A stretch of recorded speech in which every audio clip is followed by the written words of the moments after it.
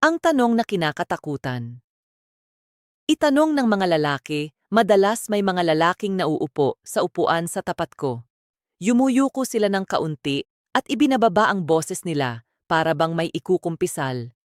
Sinasabi nila, "Doktora, maayos naman ang mekanismo, pero parang wala na yung pakiramdam.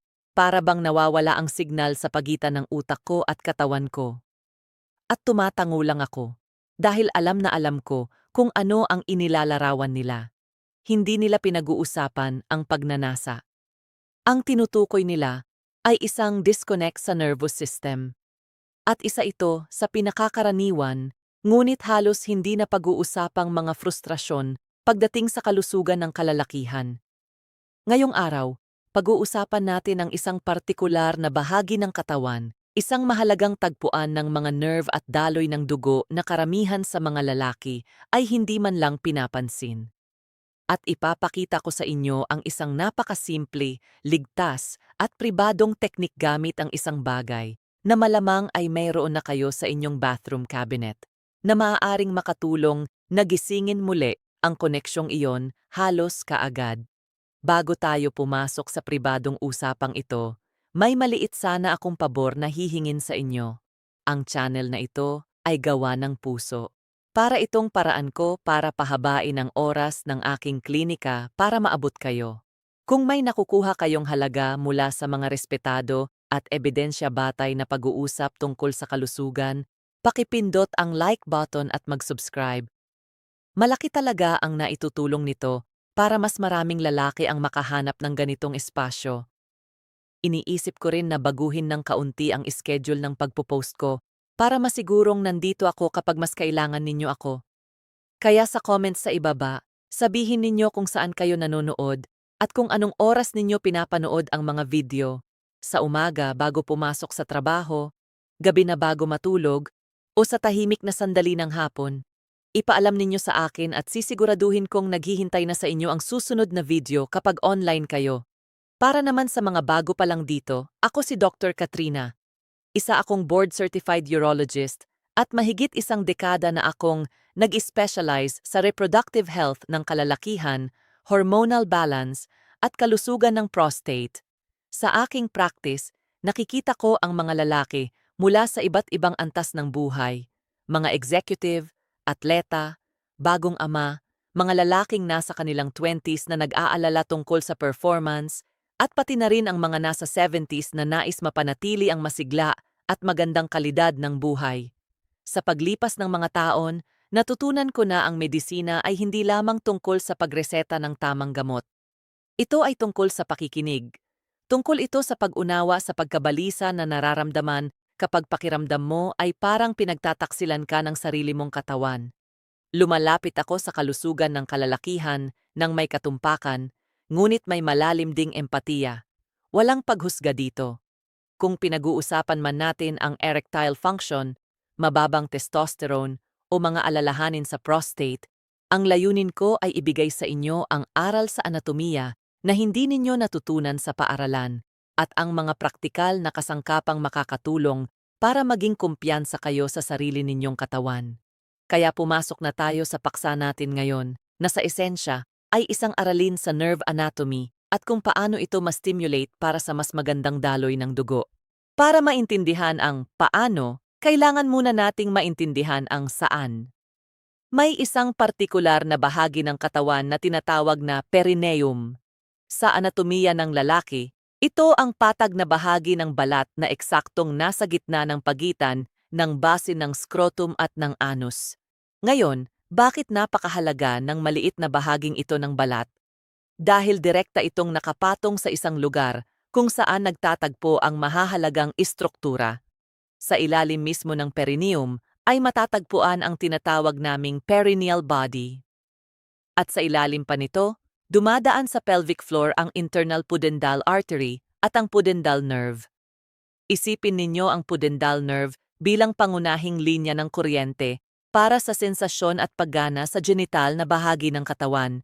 Ito ang nagdadala ng mga signal na nagbibigay daan para makaramdam ng pleasure at, higit sa lahat, tumutulong din itong mag-regulate ng daloy ng dugo papunta sa erectile bodies ng ari ng lalaki.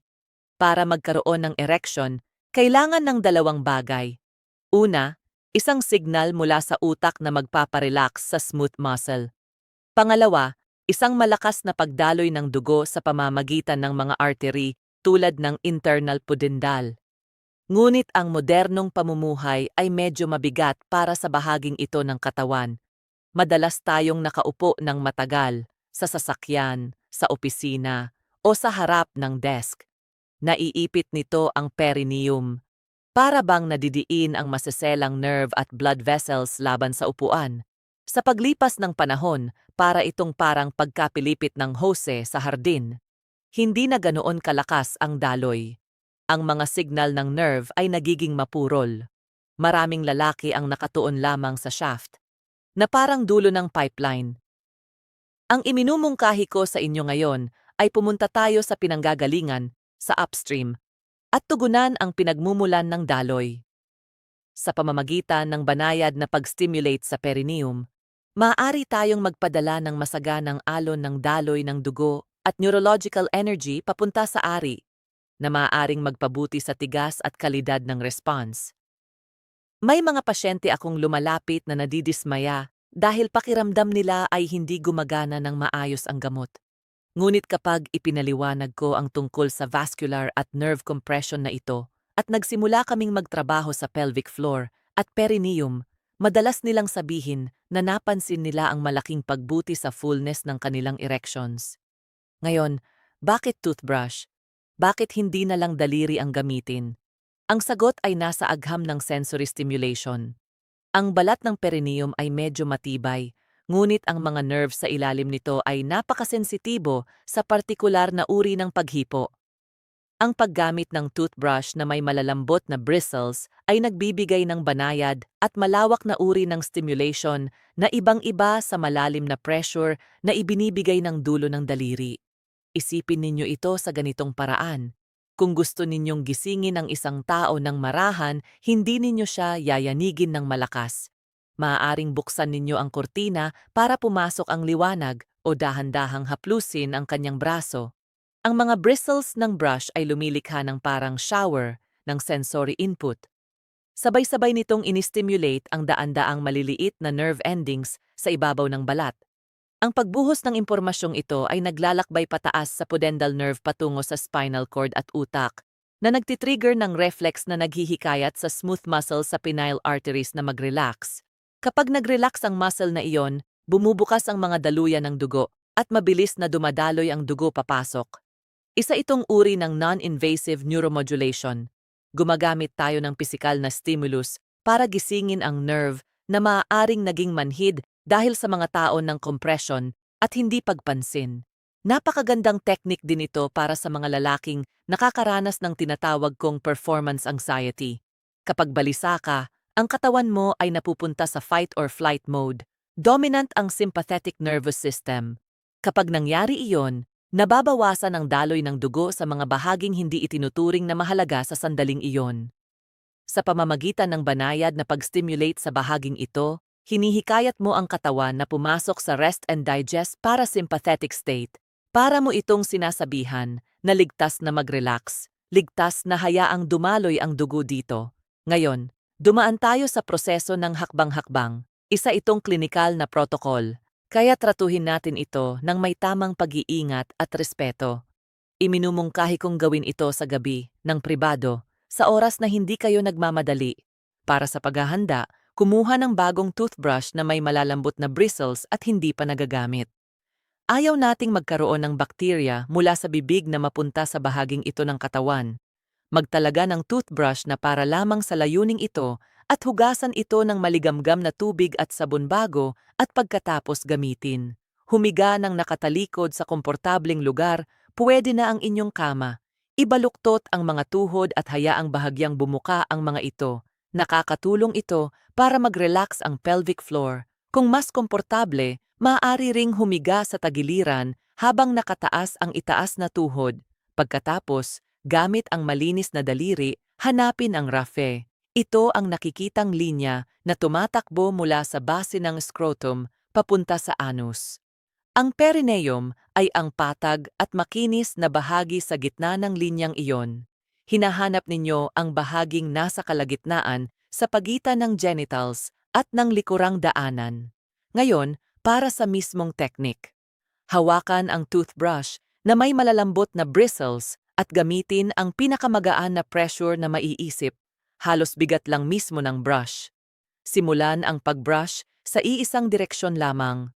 Mula sa base ng scrotum, marahang isweep ang bristles paatras sa ibabaw ng perineum at huminto bago makarating sa anus. Iangat ang brush at ulitin, hindi tayo nagkuskos, hindi tayo nagmamasahe ng paikot. Ang ginagawa natin ay parang feather stroke, magaan at diretsong hagod. Tinuturuan nito ang nerve na kilalanin ang sensasyon sa partikular na direksyong iyon, ang direksyon ng natural na daloy ng dugo. Gawin ito sa loob ng 60 hanggang 90 segundo. Maaaring makaramdam kayo ng napakahinang init o malalim na parang kiliti o tingling. Iyan ang nerve na nagigising. Kung makaramdam kayo ng sakit o matalim na pakiramdam, masyado kayong madiin. Agad nagaanan ng pressure. Pagkatapos ng 90 segundo, ilapag ang brush. Ipikit ang mga mata, huminga lang ng malalim. Maaaring mapansin ninyo ang kusang pakiramdam ng fullness o parang paghila sa loob ng pelvic floor. Iyan ay senyales na nagsisimula ng gumalaw ang daloy ng dugo. Sa puntong ito, kung kasama ninyo ang partner ninyo o kung kayo ay nagsasagawa ng self-stimulation, malamang mapapansin ninyo na mas mabilis ang response at mas matatag at vascular ang pakiramdam ng erection. May isang pasyente akong 48 taong gulang na siklista na lumapit sa akin dahil sa pamamanhid. Sinimulan niya ang teknik na ito 3 beses sa isang linggo. Pagkatapos ng isang buwan, sinabi niya na bagamat interesante ang agarang epekto, ang tunay na benepisyo ay ang pagbabalik ng pangkalahatang sensasyon sa buong araw. Para bang muli siyang nakakonekta sa sarili niyang katawan. Bago tayo magtapos, kailangan kong banggitin ang ilang mahalagang paalala sa kaligtasan. Una, para lamang ito sa malalambot na bristles. Ang medium o matitigas na bristles ay maaaring magdulot ng microabrasions sa balat na maaaring humantong sa impeksyon, kaya maging maingat at banayad. Ikalawa, ang teknik na ito ay isang paraan para sa nerve stimulation at pagpapabuti ng daloy ng dugo, hindi ito lunas sa mga pinagbabatayang sakit. Kung wala kayong erection, kung may nararamdaman kayong sakit, o kung may napapansin kayong bukol, kailangan ninyong kumonsulta sa isang urologist. Ikatlo, marami akong nakikitang maling impormasyon online na nagsasabing kailangan daw hampasin o puwersahin ang mga bahaging ito. Mapanganib iyon. Ang bahaging ito ay may maseselang neurovascular bundles. Ang agresibong pressure ay maaaring magdulot ng pasa o pinsala. Ang susi ay banayad, tuloy-tuloy, at may paggalang na stimulation. Inaanyayahan natin ang katawan na gumana. Hindi natin ito pinipilit. Napakatalino ng ating katawan. Gusto nitong gumana ng maayos. Minsan kailangan lang nating bigyang pansin ang mga bahagi na matagal nating hindi napapansin. Ang mga nasa likod ng entablado na sumusuporta sa pangunahing palabas. Ang pag-aalaga sa sariling kalusugan ay hindi tungkol sa agresibong routine o mabilisang solusyon. Ito ay tungkol sa pag-unawa sa sariling anatomiya, pagtrato dito ng may kabaitan, at pag-alam na ang sensasyon at daloy ng dugo ay nagsisimula bago pa man dumating ang sandali ng pag-a-arouse. Nagsisimula ito sa tamang postura, sa pagre-relax, at sa simpleng mga gawi araw-araw. Kung nagbigay sa inyo ng bagong pananaw ang video na ito, pakibahagi ito sa isang kaibigan na maaaring kailangan ding marinig ito. Hindi dapat maging tahimik at nag-iisa ang usapan tungkol sa kalusugan ng kalalakihan. Ipagpatuloy natin ang pag-uusap na ito sa comments. Sabihin ninyo sa akin kung susubukan ninyo ang teknik na ito o kung may mga tanong kayo tungkol sa iba pang hindi madalas na pag-uusapang bahagi ng kalusugan ng lalaki. Huwag kalimutang mag-subscribe para manatili tayong konektado sa paglalakbay na ito.